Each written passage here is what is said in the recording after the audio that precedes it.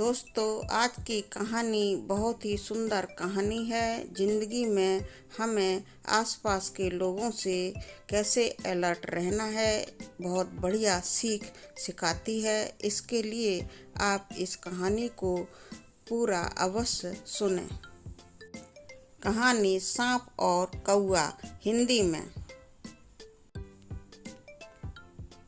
दोस्तों, एक बार की बात है, एक पुराने पेड़ पर एक कौआ अपने परिवार सहित एक घोंसले में रहता था। एक सांप की उसके घोंसले पर नजर पड़ी और सांप उसी पेड़ के नीचे एक बिल में आकर रहने लगा। और जब कौआ और उसकी पत्नी दाना चुगने के लिए घोंसले से बाहर जाते तो सांप उनके घोंसले में जाकर उनके अंडों को बिल्कुल बेफिक्र होकर खा लेता और वापस आकर अपने बिल में छुप जाता। दोस्तों, अब क्या हुआ कि सांप कौवे के घोंसले पर हर समय नज़र रखने लगा।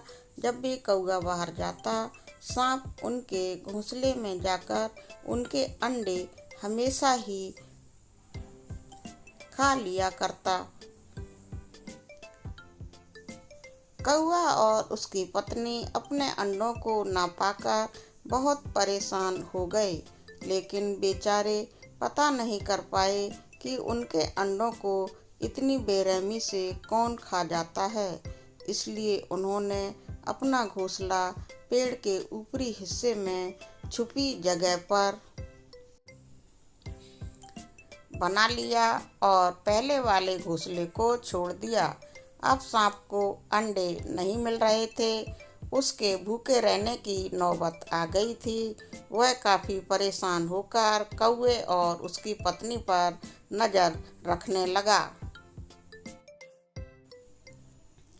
एक दिन सांप को कौवे के आते समय उनके नए घोंसले का पता चल गया। फिर क्या था, सांप पेड़ की छुपी जगह पर नए घोंसले में जाकर कौवे के अंडों को फिर से खाने लगा। अपने अंडों को फिर से गायब देखकर कौवे ने फिर से नज़र रखी और उसे पता चल गया कि सांप उनके अंडों को खा जाता है।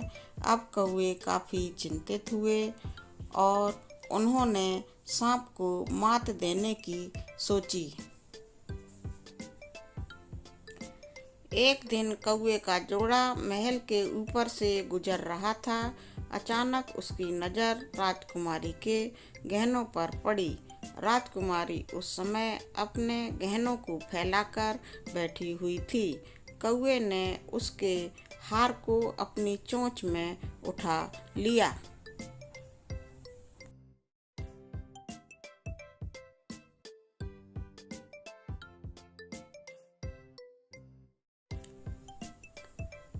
और बहुत तेजी से उड़ते हुए सांप के बिल के पास आया और उसने हार को सांप के बिल में डाल दिया।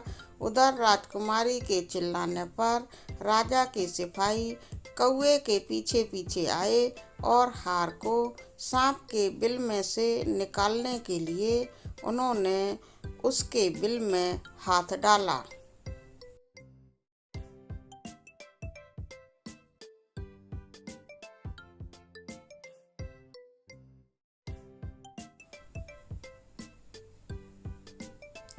मनुष्य के हाथ को बिल में देखकर सांप अपनी जहरीली फुसकार मारता हुआ बिल से बाहर निकला। सांप को देखकर राजा के सैनिकों ने अपनी तलवार से उसके टुकड़े टुकड़े कर दिए।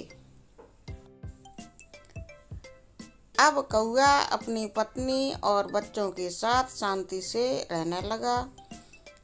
कहानी से सीख, कभी भी निर्बल का फायदा नहीं उठाना चाहिए। साथ ही मुसीबत में समझदारी से काम लेना चाहिए। धन्यवाद।